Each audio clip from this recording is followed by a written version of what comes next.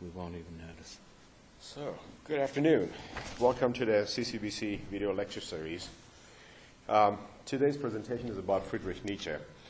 Our dear adjunct faculty colleague, Victor Morawski, will introduce the biography of Nietzsche and some background. We'll all watch a video from Dr. Solomon about Nietzsche's philosophy in general. Victor is here at CCBC for the last 15, 16 years approximately, and his area of specialty or interest is history of modern philosophy. But he also familiar teaching ethics, logic, and other courses. So in case you want to consider taking another philosophy class at CCBC, you want to talk with Victor after the presentation and see when he's scheduled to teach in spring. So, all right, and here's the attendance sheet. I will leave it here on the desk, so don't forget to write your name at the end of the presentation, and you get credit for that. All right, Victor, we're ready.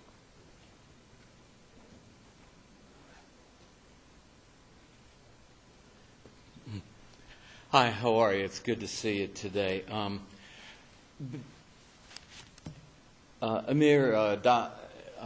Dr. Salehi has asked me to say just a few words about who I am. I'm from the Baltimore area, went through the Baltimore City Public School system, went to Baltimore Polytechnic Institute for high school, did most of my undergraduate work and had my undergraduate degree from a private liberal arts college in Kentucky called Asbury College. Now they're a university. Did a year of graduate work at the University of Kentucky, during which they were unfortunately in a transitional year regarding their basketball program. So it wasn't much there.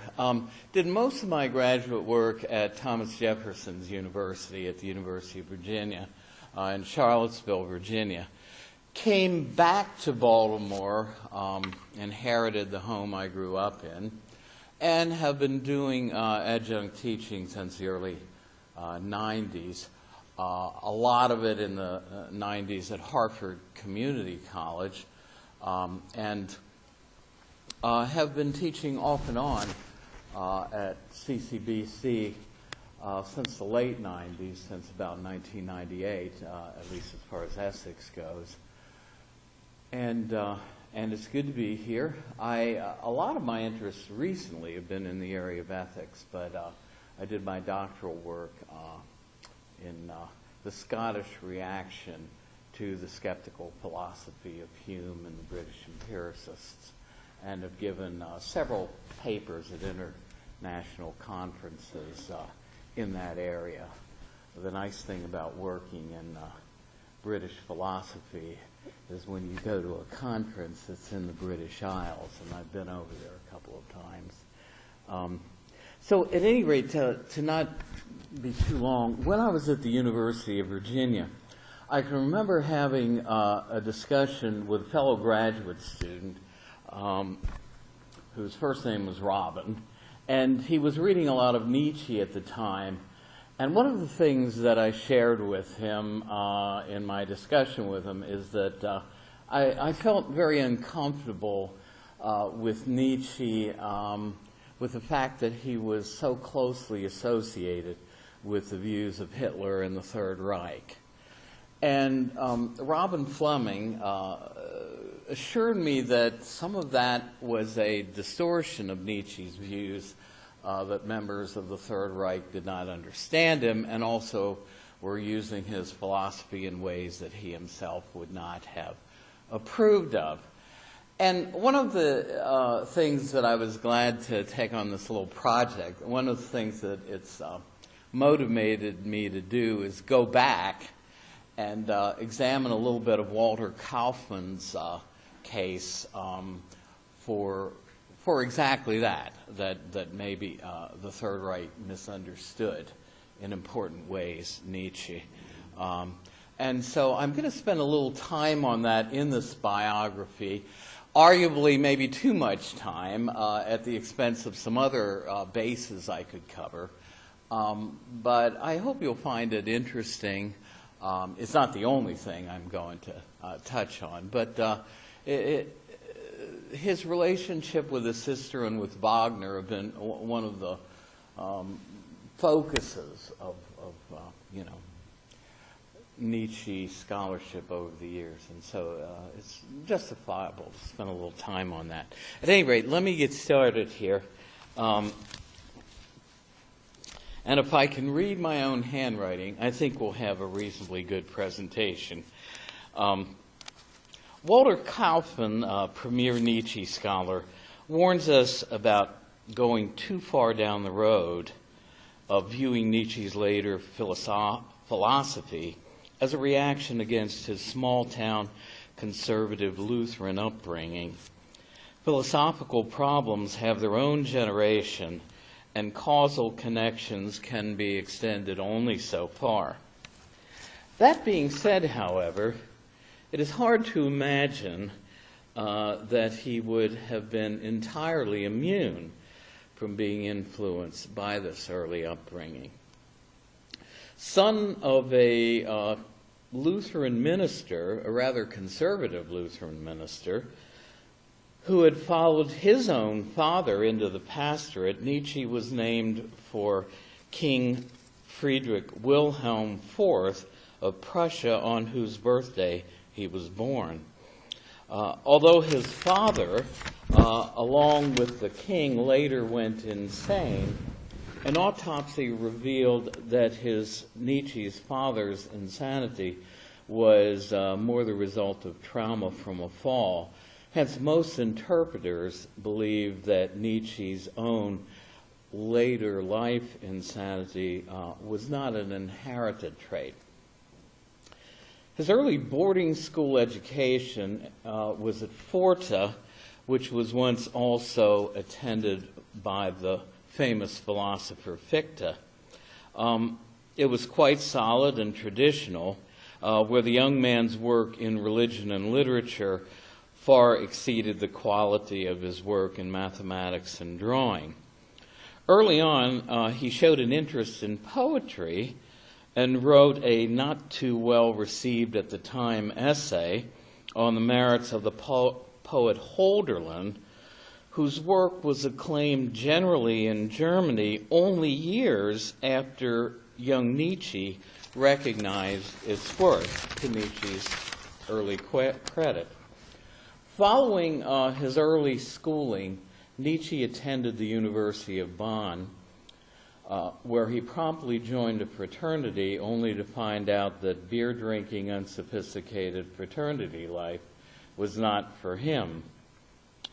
Of note is that while a student at Bonn, he wrote a letter to his sister, which in its themes anticipated the directions of his later philosophy. There he notes the difficulty and insecurity of breaking away from the deep roots he was brought up on and striking out on his own independent path. Arguing that truth is more important than, quote, peace of soul and pleasure, Nietzsche vows in the letter to eschew traditional religious belief for inquiry, and there we mean mostly philosophical inquiry. Now, this is an aside, and this is a controversial point, but while a member of the fraternity, or maybe as a result of a trip with some of his early college associates, Nietzsche may have had his first sexual experience as a result of a fraternity-initiated trip to a brothel, an experience from which he may have contracted the syphilis, which seems to have been the cause of his later life insanity. That's a controversial point, but I'll mention it in passing. Now, I'm going to skip over some things about his college life and go on to his early professional life at Bale, where he did his graduate work, where the quality of Nietzsche's scholarship was recognized, and who he was and his talents were early recognized. And one of his graduate school professors, a Professor Ritschl, especially was, basically initiated a promotion for Nietzsche at a very early age. So, unexpectedly asked by Ritschl, his friend and graduate school professor, to be a professor at Bale as a result of university authorities there being impressed by his Rheinisches Museum, Nietzsche understandably accepted the honor of being appointed chair of philology. Other plans with friends then had to be put on hold. Without examination, his fellow professors being reluctant to examine a colleague, he was granted a terminal degree, that is, a doctorate, to accompany his new title.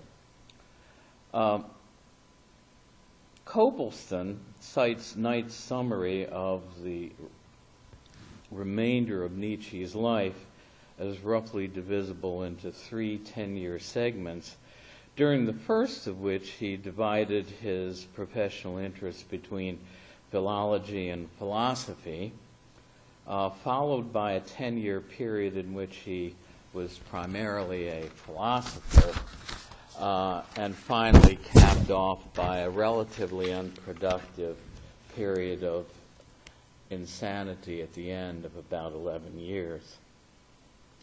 Not really very close to his colleagues at Bale, his fellow professors, he found considerable psychological support during this time through his deepening friendship with the famous composer Richard Wagner, and time he spent with Wagner and his wife Cosima at Wagner's lakeside villa at Tribschen, a period he was to later look back on with great fondness in his own autobiography, Ecce Homo. Taken away from his post for a brief time, during which he volunteered for the ambulance service during the Franco-Prussian War, illness contracted from soldiers he was serving forced Nietzsche's eventual return to academic life at Bale. He then continued work on The Birth of Tragedy, at once an analysis of ancient Greek culture, favoring the pre-Socratic period as stronger and grander than the rationalistic post-Socratic epic, and an indictment of then contemporary German society, which Nietzsche identified with the latter Greek period. Prescribing a return to the spirit of Wagner as a cure for his society's cultural ills, Nietzsche's transparent promotion of Wagner in a work purportedly representing itself as a scientific study of ancient Greek culture made his initial task of finding a publisher for it very difficult. It was, in fact, eventually brought to press, we're talking about The Birth of Tragedy, by Wagner's own publisher, and its reception by fellow philologists was cool at best. As a result of his publication of the work, a result of it is that it seems to have diminished rather than enhanced his reputation as a classical scholar. This was not Nietzsche's only attempt at promoting Wagner. Portraying Wagner's art as embodying a return to the art of ancient Greece, in an essay on Wagner, Nietzsche was later to have second thoughts about this assessment as he and Wagner later grew apart. Wagner's Parsifal, basically a Christian opera, seemed to have completed their separation. Nietzsche saw in it a return by Wagner to Christianity, which then Nietzsche had detested and gone away from. Copleston, another biographer of Nietzsche, marks Nietzsche's separation with Wagner as a period which ushered in the second period of his life, during which he concentrates more on philosophy rather than classical scholarship. Now, Kaufmann speculates that Wagner may have represented a father figure to Nietzsche who lost his own father at the age of 4 and was raised in a household with 5 women. He also seems to have developed a forbidden love attraction for Wagner's wife, Cosima, revealed to her only later when his insanity had eroded away Nietzsche's inhibitions against revealing such feelings. Of course, if Wagner were for him a father figure, that would have him suffering from a bit of an Oedipus complex, as Kaufmann notes. A postscript to the case of Wagner, Nietzsche seems to hint that it is not only he, but Cosima, who have given up too much of themselves in service to Wagner as master. Thus, his break with Wagner was a declaration of his own independence akin to a son's emancipation from the influence of his father when he finally leaves home for good. As Kaufmann notes, Nietzsche did not come fully into his own until he broke with a beloved tyrant. In Kaufmann's view, his break with Wagner was only sealed with Parsifal, the Christian opera, but had been developing all along with Nietzsche's progressive realization that he could not continue to serve Wagner so faithfully if he were ever to follow his own call, a fact which Nietzsche ironically alluded to with the biblical metaphor that no man can serve 2 masters. One master, Wagner, then must be abandoned. Now, we may seem to be spending an inordinate amount of time on Nietzsche's parting of the ways with Wagner, but there is clear justification for doing so in, if nothing else, Kaufmann's observation that, quote, no other episode in Nietzsche's life has excited more public interest and comment. We cannot leave this subject without at least some consideration of Kaufmann's case that Nietzsche, then enamored with Enlightenment ideals, advocating interracial marriage and propounding a uniting vision of the, quote, good European, became increasingly aware that the rare musical genius Wagner also was shared with his public persona anti-Semitic, racist, and German ultranationalist views that made him, Nietzsche, increasingly uncomfortable and which he himself could never sincerely share. Memoranda in his notebooks, Nietzsche's notebooks, progressively reveal this divergence. Wagner scholar Ernest Newman's paraphrase of Wagner's Religion and Art illustrates their extreme nature. Wagner notes, for instance, that a precondition to Germany's becoming the shining exemplar of a pure race that it should be is ridding itself of the Jews. For Germany to achieve its great destiny, it should do so by restoring its racial purity.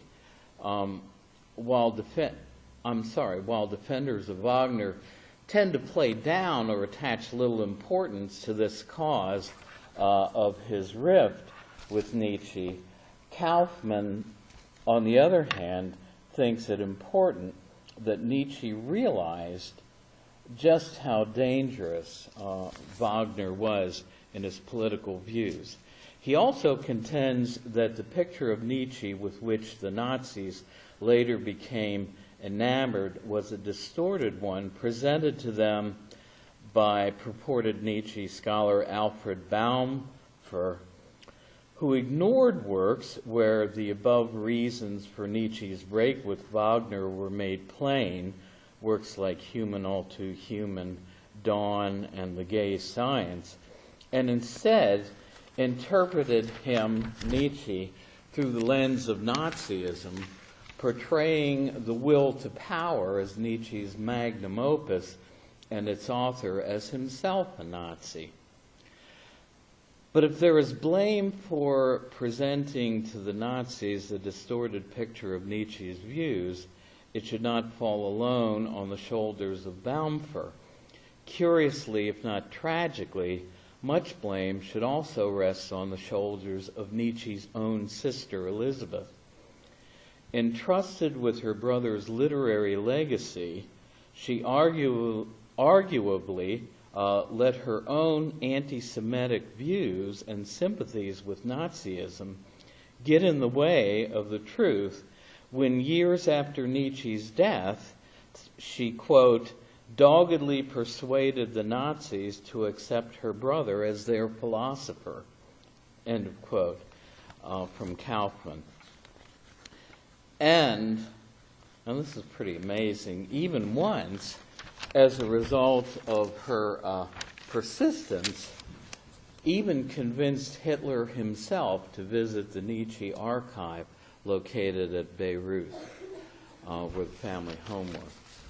Earlier in 1885, she, Nietzsche's sister Elizabeth, married Bernhard Forster, then a leader of the German anti-Semitic movement, even accompanying him to Paraguay when a scandal over his bullying of Jewish streetcar passengers made things uncomfortable for him in Germany. There they lived during the time when Nietzsche wrote his most important later works, which was probably all the same for Nietzsche, who wrote clearly in letters that he had no desire, quote, for closer acquaintance with such an agitator. He had little respect for Forster's acumen, figuring that he had borrowed many of his ideas from Wagner and therefore wasn't a very original or interesting thinker to follow. In Paraguay, Forster and his sister actually joined a colony of like-minded German expatriates. On Christmas of 1887, when the anti-Semitic character of this colony became increasingly clear to Nietzsche, he wrote in a letter to his sister, and this is a bit of a long quote, quote, "Your association with an anti-Semitic chief expresses a foreignness to my whole way of life, which fills me ever again with ire or melancholy. It is a matter of honor to me to be absolutely clean and unequivocal regarding anti-Semitism, namely opposed, as I am in my writings." I mean, it's hard to see how Nietzsche can be clearer than that. In the same letter, he also expresses disgust with this party, which, as he says, would like all too well the advantage of my name. Unfortunately, they got the advantage of his name after his death. Their use of it, Nietzsche says, damages his character as it gives people the impression that he secretly favors something which he has publicly condemned. He also mentions how sick he is at the way that they are using the name Zarathustra, giving this work an anti-Semitic interpretation in their party propaganda pamphlets. It was thus his associations with Wagner and his sister that made anti-Semitic proto-Nazism a major issue in Nietzsche's life, but one on which he made his own views unmistakably clear. So I'm going to end my part of this biography with that observation. Okay. So this is just the first brief exposure to Nietzsche. You're going to hear more of him later in the semester as it becomes more clear. Let me see if this should... Oh, yeah. Now, there are two lectures here. I think this is slightly better from Solomon, The Will to Power. All right, let's watch it and see if you have any questions at the end.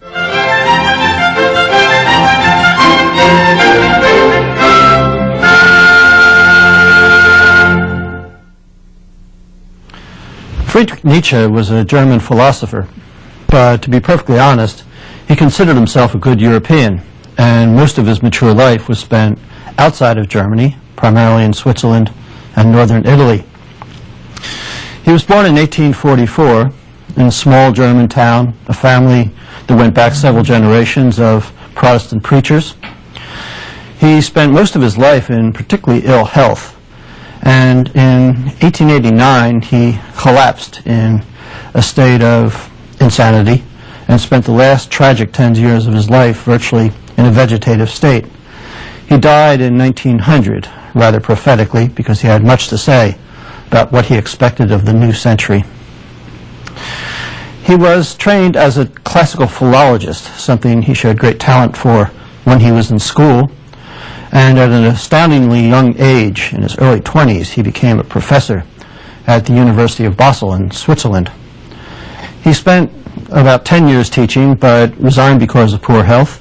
Spent the rest of his life, his sane life anyway, wandering in some of the more exotic resort places in Europe. He was influenced, first as a student, by a philosopher named Arthur Schopenhauer. And from Schopenhauer, he got a good glimpse of the sorts of things that philosophy could do. Nevertheless, as we'll see, one of the things he firmly rejected was Schopenhauer's pessimism. The most singularly profound personal encounter he had in his life was with the composer Richard Wagner. From Wagner, he came to see himself as not so much a philosopher as a budding musician. And I think we can all be thankful, having heard his compositions, that he finally decided that philosophy was his real skill.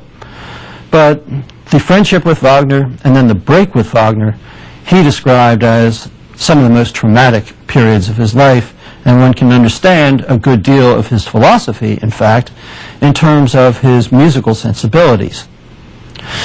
The philosophy itself has some distinctive characteristics. It is thoroughly empirical, but perhaps not empirical in the sense that philosophers who use that name would often endorse. It was thoroughly experimental, and in fact I would say Nietzsche is probably the most experimental of all philosophers. He experiments with ideas, he experiments with worldviews, he experiments most famously with his wonderful philosophical style. He was skeptical, but again, not skeptical in the way that many other philosophers, for example, David Hume, would be called skeptics, but he rather instituted what is today called the hermeneutics of suspicion, the idea of looking at everything, particularly those things that are highly praised, with a kind of jaded eye. He was notoriously individualistic, but as we'll see, his individualism is also something that has to be carefully understood. He was not an individualist in the sense, say, of the later existentialists, who would say that people have absolute choices in what they do. He was much more circumscribed in the sense of our limitations than that. He's most famous perhaps for saying, God is dead, a phrase which in fact he borrows from Hegel, and before that from Luther, and that, as we'll see, permeates a good deal of his philosophy. In this lecture, what I'd like to spend most of my time talking about, however, are two theses that are pretty well known, but I think sometimes are exaggerated in their impact on his overall thought. The first, which I take much more seriously, is the thesis of perspectivism. Not something he named himself, but Nietzsche often talks about perspectives. It's part of his experimental method, And the idea is that we should always take different views of things. We should try and take one way of looking, then another way of looking. And one might say, reminiscent of Hegel, that the truth of things emerges only when we get as many perspectives as possible. And second, there is the notion of the will to power, a rather notorious notion which, especially in the German context and subsequent German history, has a good many overtones that I want to be very careful to diffuse. Perspectivism. Perspectivism is, first of all, critique.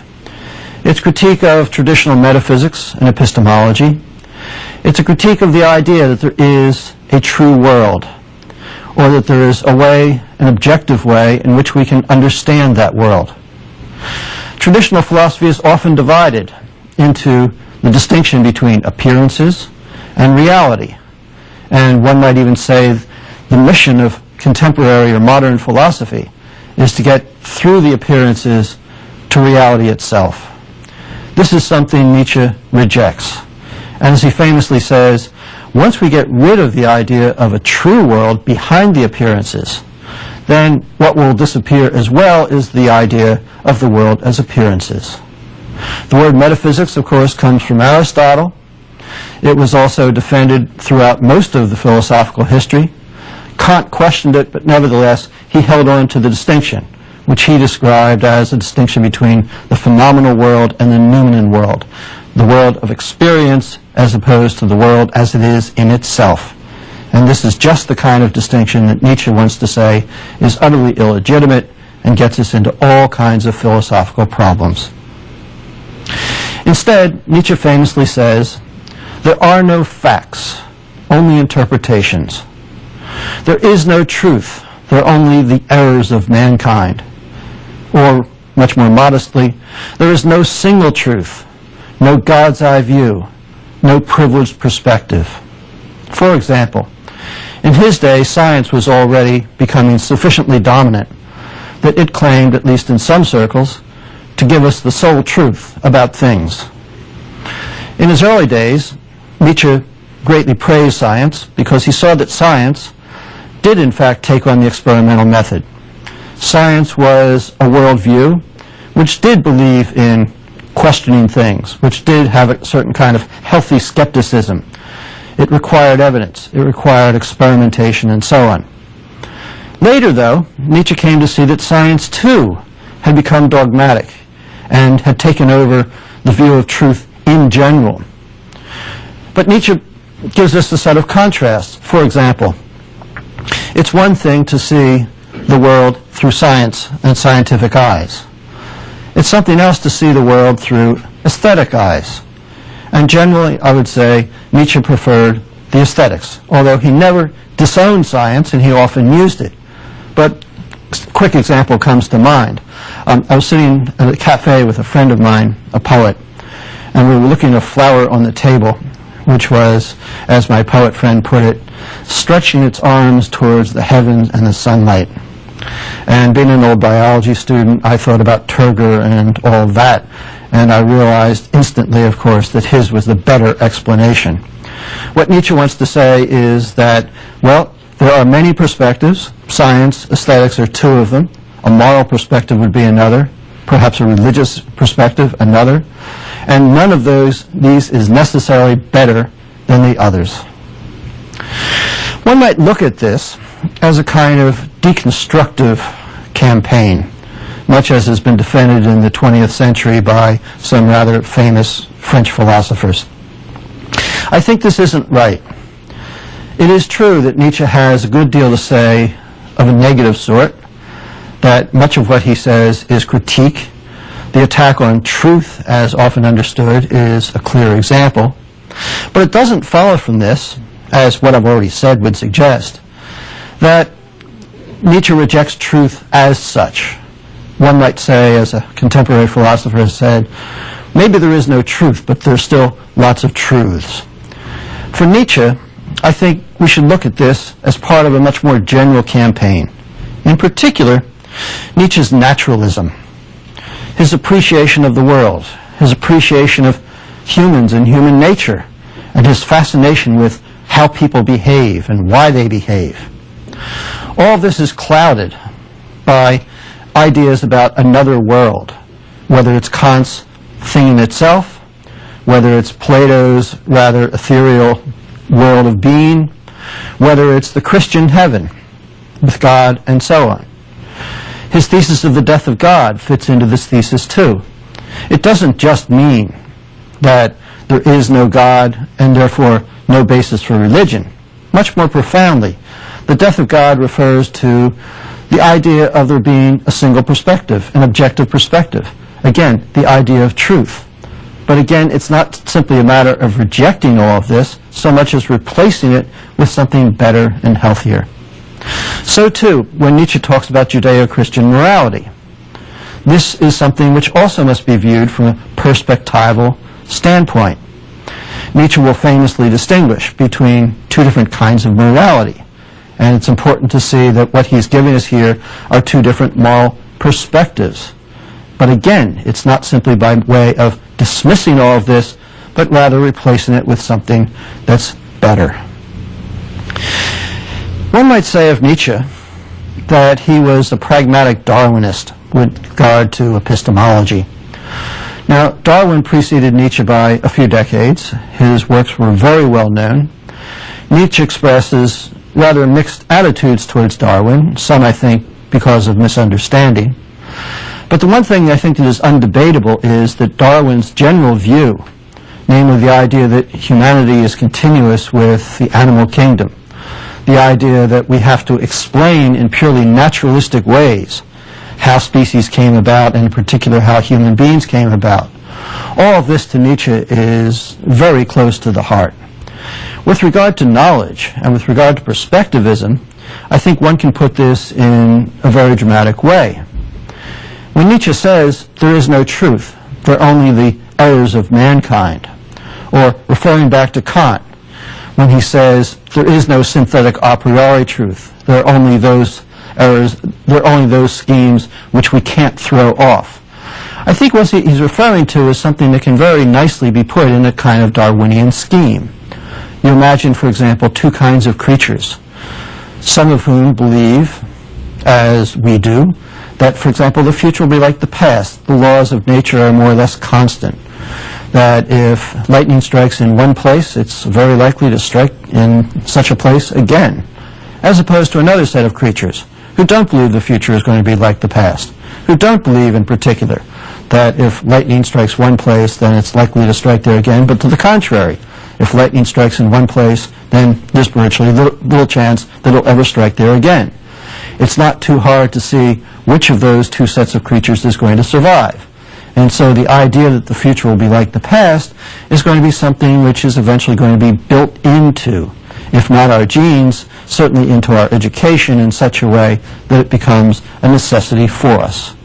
So Nietzsche has a kind of answer to people like David Hume and Immanuel Kant, the first of whom thought we had to be very skeptical about such principles, the second of whom said they were built into the very structure of human mind.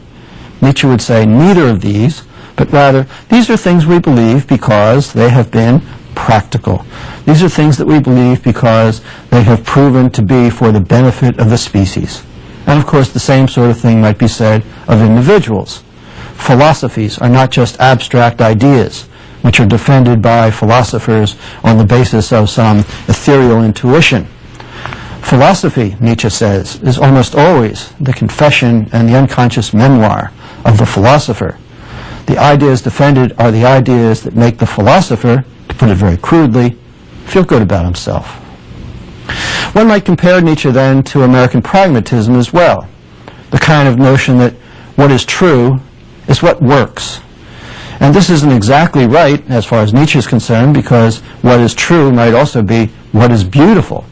But I think the idea of getting rid of metaphysics and getting rid of traditional epistemology, getting rid of the kind of skepticism that leaves us with nothing, is very much in tune with both Nietzsche and the pragmatists. With regard to the will to power, there is a whole host of misunderstandings that surround this. In the first place, of course, power is a word that in the history of Germany makes people's blood curl. It was certainly greatly prone to abuse. During Nietzsche's own lifetime, Bismarck was unifying Germany, and it would be a great mistake to think that the kind of power celebrated and manifested by Bismarck is the kind of power that was celebrated by Nietzsche. Quite to the contrary. Nietzsche makes great fun of Bismarck. He obviously despised him. He thought this was a vulgar sense of power. And the word that Nietzsche uses for power, in fact, refers to something that I think more likely should be considered as personal strength, rather than anything like political power or power over other people. As for the idea of the will to power, it's rather a striking phrase, both in English and in German. And Nietzsche obviously was quite enamored of it. He uses it throughout his philosophy. But the first thing to say is that the notion of the will to power is clearly borrowed from Schopenhauer, who, as I said, was one of Nietzsche's mentors early on, but Nietzsche came to reject Schopenhauer. And he rejected not just the pessimism, but, as he put it in one of his later, more nasty aphorisms, everything that Schopenhauer ever said. For Schopenhauer, the will was reality. The will was really the core of the world. But of course, that runs very much against Nietzsche's notion of perspectivism, where there is no God's eye view, there is no objective reality. But it seems like the will would be just that. The will would be the thing in itself, and Nietzsche rejects the thing in itself. So he has great suspicions about the very idea of the will to power. So I'd want to say that right away we should be suspicious about the will. We should be suspicious about what he says about power. And as I say, the way to do it would be, first of all, to understand it in terms of a kind of personal strength, rather than as something political or something having to do with your role vis-a-vis other people. It's also suggested that there is the will to power, and this would make sense for Schopenhauer, for whom, in an important sense, it must be singular, but it doesn't make sense for Nietzsche, because the truth is, as he talks about the will to power in its various manifestations, it's quite clear that it is not one thing, but it's many. Now, there are two ways of thinking about the will to power in Nietzsche. First of all, and I'll talk about this much more because I think it's much more plausible, there's the notion of the will to power as a species of motivation. Second, there is the will to power as a metaphysical entity. But as I said, the will to power as a metaphysical entity just rubs against everything else Nietzsche says about perspectivism and objectivity, and it seems to me that while he does talk this way occasionally in his unpublished notes, and I'm very hesitant to take those unpublished notes very seriously, it's pretty clear in his published works that the will to power rather refers to the first thing I said, and that is a kind of theory of motivation. To see how this works, I think we should contrast the will to power against its most likely opponent, and that is, throughout the history of philosophy, the idea of hedonism. The idea that we, and in fact most creatures, act in the pursuit of pleasure, or at least to avoid pain. This has often struck people as not only plausible, but as so obvious it doesn't require much defense. You find it back in the Greeks. Aristotle took great pains to refute it in favor of his own theory of ethics. You find it in particular in current British philosophy, and especially the philosophy of utilitarianism. It was defended by Jeremy Bentham, the founder of that movement, John Stuart Mill, its most famous advocate, in terms of the underlying principle which governed human behavior and consequently the underlying concern for ethics. Well, what Nietzsche thinks, and in fact here he joins with a great many German philosophers, is that hedonism, this pursuit of pleasure, avoidance of pain philosophy, is just plain vulgar. It's not what people actually behave on the basis of, but rather it's just a kind of anomaly, or it's something secondary. In one of his nastiest aphorisms, Nietzsche says, with particular reference to John Stuart Mill, "Man does not seek pleasure, only the Englishman does." For Nietzsche, the idea was that what we seek is power But again, we have to be very careful how to understand this. When we seek power, what we're seeking is what I think might better be referred to as status, but status is still too much of a social concept, so I think maybe let's use the current, a little bit overly Californian notion of self-esteem. If you look to see how people behave, they rarely act out of pleasure, and they rarely, in fact, act in their own advantage, construed in terms of pleasure and pain.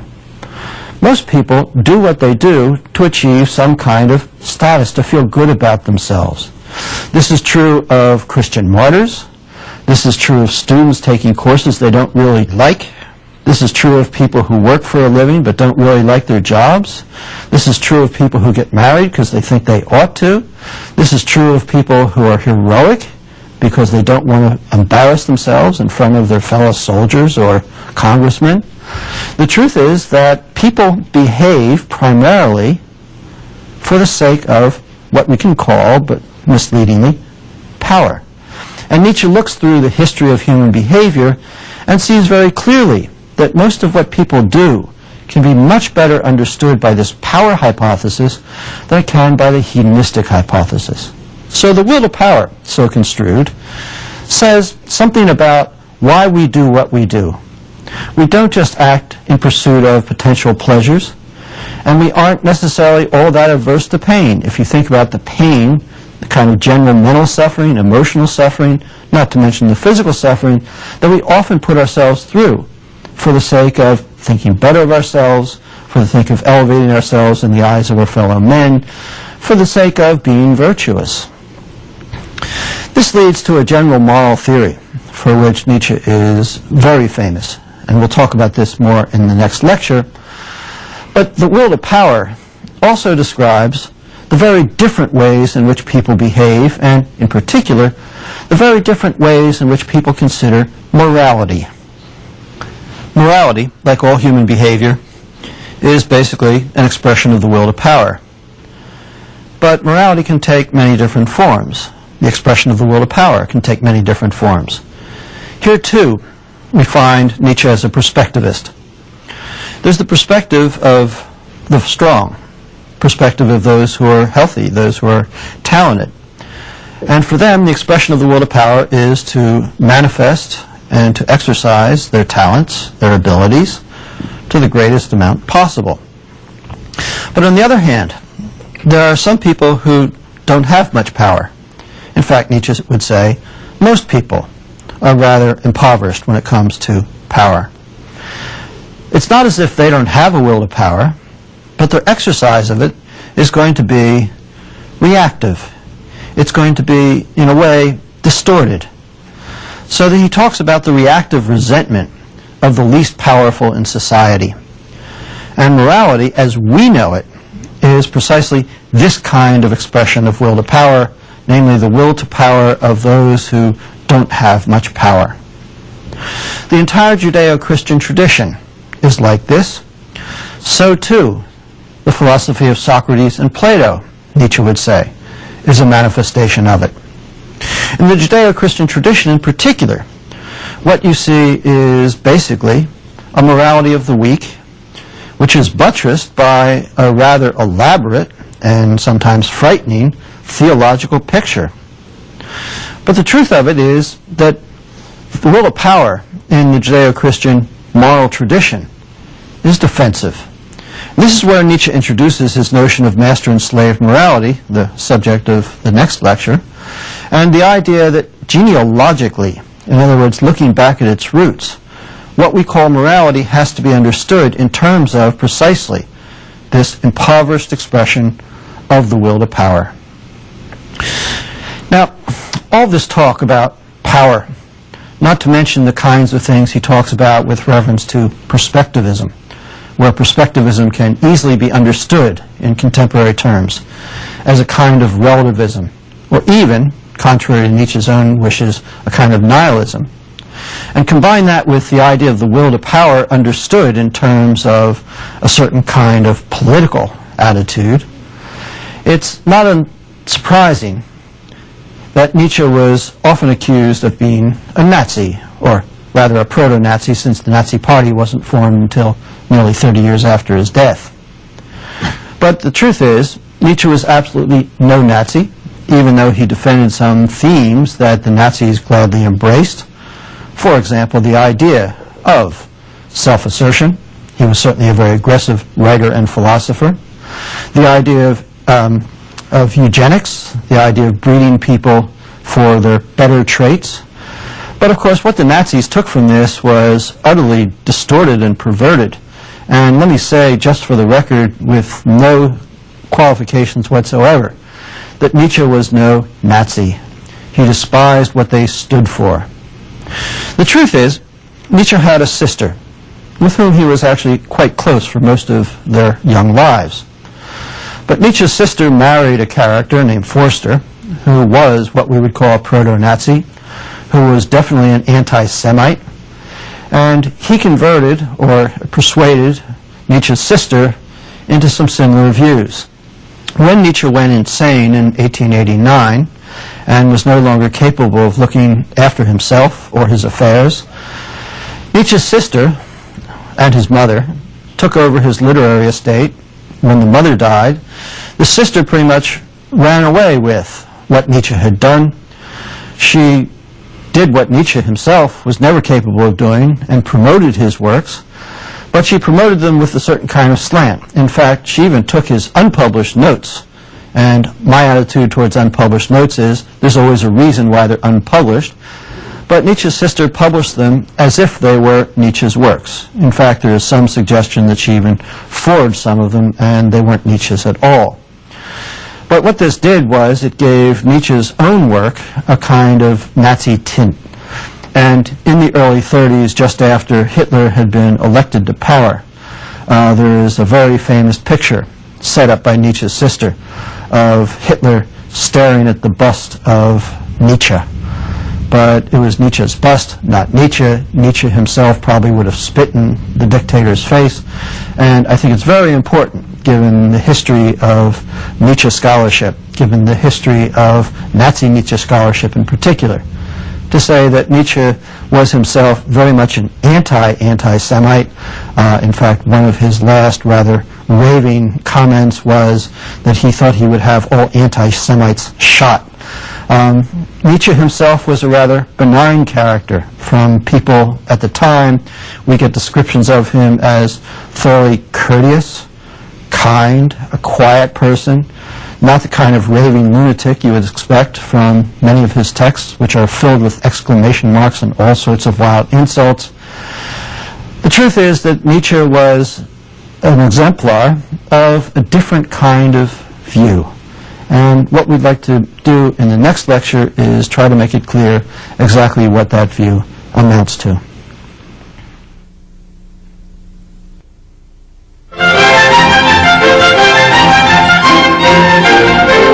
So let's start with the questions. Perspectivism.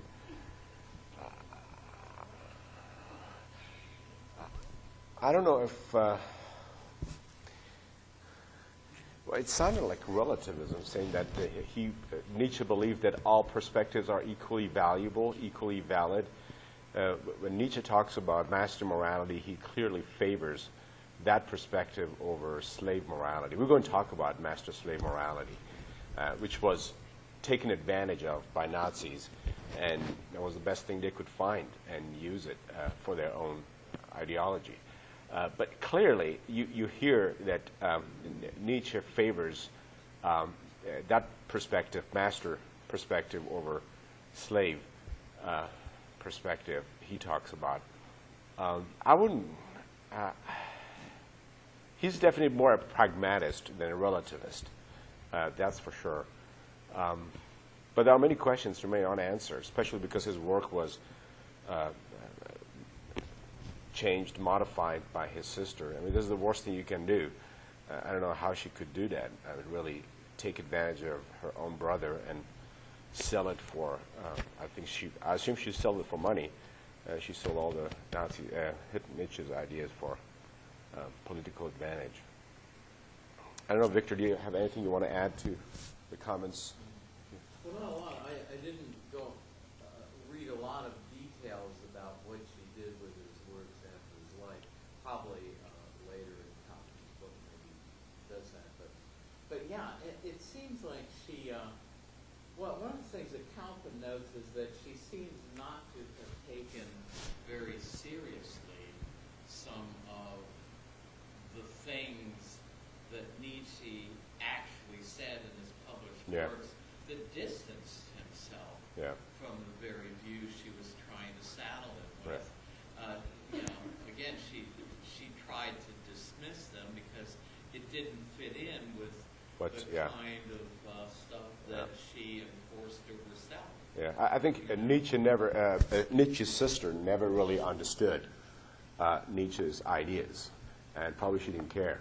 And I think Nazis had no interest in really understanding Nietzsche's philosophy. They just wanted to take advantage of Nietzsche's name and social power to promote their own agendas. I don't think Nazis really had the intellectual abilities to understand the work and the depth of Nietzsche's philosophy. So he was used in many ways. He's still being taken advantage of. Even today's racists are still referring to Nietzsche's ideas.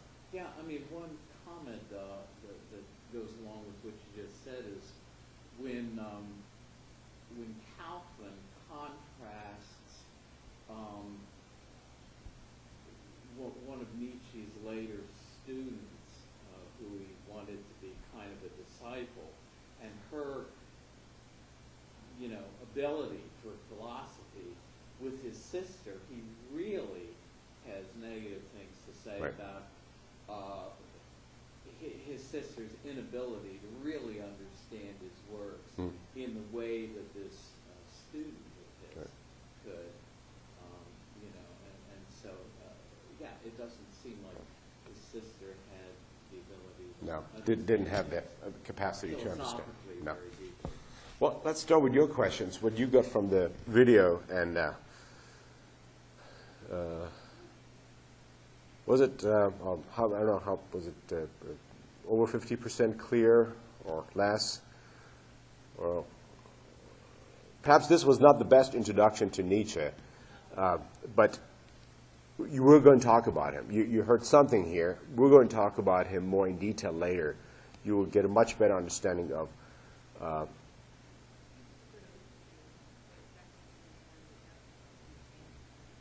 yeah. Dry, right. Yeah.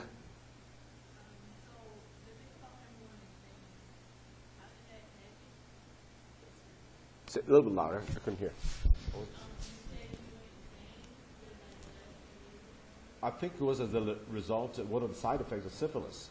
I think that was as a result of that it was not curable back then, and I think he lost his mind completely. What was that? What did you say? Is it? Yeah, not sure. What do you think, Victor? I think syphilis. I think it was. Well, yeah, at any rate, that's what at least Kaufman's biography seemed to endorse, that probably was it. And again, they said it probably was not genetic. It was not from his father. Yeah. Even his father's insanity was a direct cause an accident. Right. Yeah, an accident. It was just a coincidence that happened to be father's son, right? Yeah. You would, yeah.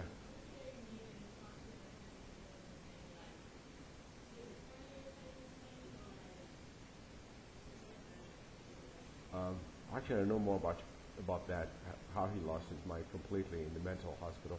Well, I think he published his work way before this happened. I don't know what year was exactly he was experiencing this insanity, how old he was exactly, I don't know. But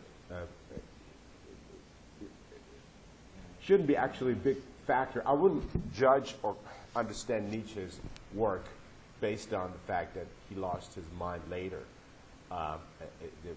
He was actually quite a genius for his time. He was super talented with his writing skills. He was a brilliant writer, and he was definitely perhaps an unusual genius, even among the group of geniuses, I think he was definitely something special, quite unique person. I think philosophers are still struggling to understand Nietzsche. I think even Nietzsche experts wonder, where he goes exactly, how he needs to be classified. He's not a cultural relativist. He's not quite a pragmatist. He promotes some form of virtue ethics. He's Nietzsche. He has his own category. He is something different. He's definitely not an average Western philosopher, that's for sure. He's perhaps more non-Western. Would you agree? From his attitude. Right, he does defy categorization. He is. Easy categorization. Yeah. So he follows his own instructions. He demonstrates master mentality that he talks about. He creates his own type of philosophy. You should really read Nietzsche. He's the the Genealogy of Morals is the best book. I don't know about the best, but I enjoyed reading it when I was a student, and I couldn't stop thinking when I was a student taking Nietzsche seminar, 1984 or 85. I was taking the Nietzsche seminar.